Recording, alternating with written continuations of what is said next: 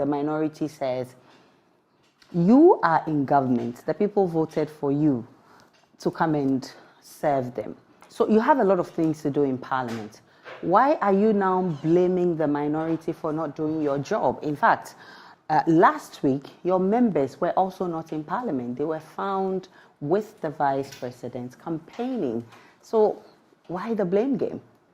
Thank you very much. Good evening to your listeners, and good evening to the good people of Yendi, especially the Ndanyana, the Overlord of Dabo.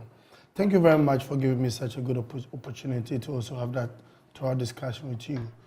First of all, members of Parliament were elected to represent the people and to also spearhead the developmental agendas and certain critical bills for government.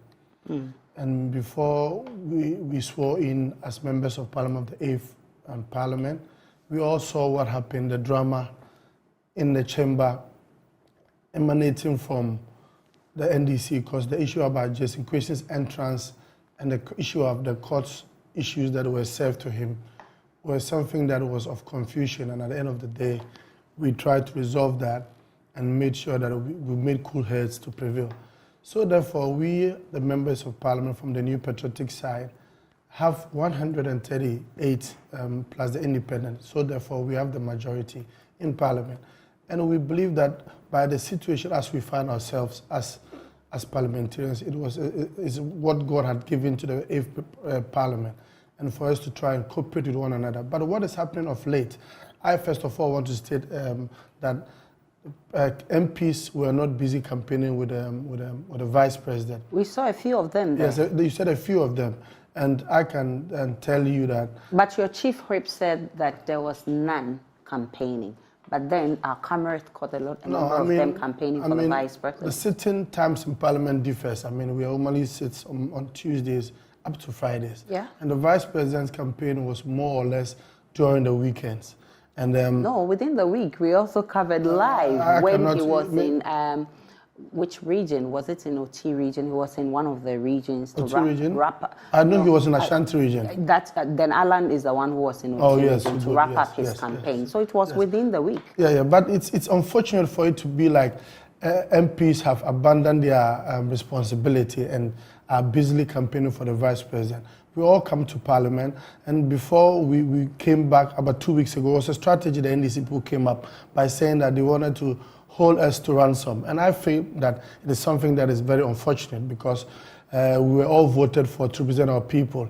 And if we were really voted for by the people, and we're supposed to look at the Ghanaians as a republic as a whole, we shouldn't use individual party lines for it to be a situation that we say we are doing for. We are all working for the expectation of Ghanaians. So I believe that using just inclusion as a basis to hold us for ransom and saying that they will not come to Parliament. Yes, we have more than 136 and we have the majority. And we've been always attending meetings in the plenary and all that. But it's unfortunate. I think last week we had some of the MPs, if you care to know, ministers of state, and some are deputy ministers. And also some of us are chairman. For instance, I'm a chairman of the gender committee. We had certain committee sittings. So if you observe, last week before the week ended, the MPP leadership led by our chairman and the chief whip made sure that we abandon the committee work to make sure, because the NDC is trying to use this as a yardstick. But you have 137 members in Parliament, plus the independent candidate who always sits with you. Yes. So you can easily raise 92 MPs to do business. Yes, but we've not complained. It's the NDC that is saying that we don't have the quorum. And it's your chief whip who complained that the NDC is holding everyone to ransom. Of course, because they've abandoned... Deputy Speaker, who is a member of the NPP, has also been frustrated. Yes, frustrated because we find ourselves in a situation that we think cohesion and collaboration should be the yardstick. If you look at the 5th Parliament, it's the same situation we find ourselves. The MPP was in opposition and the NDC was in government. And Adamu Sakande's case is the same scenario we find ourselves as we speak.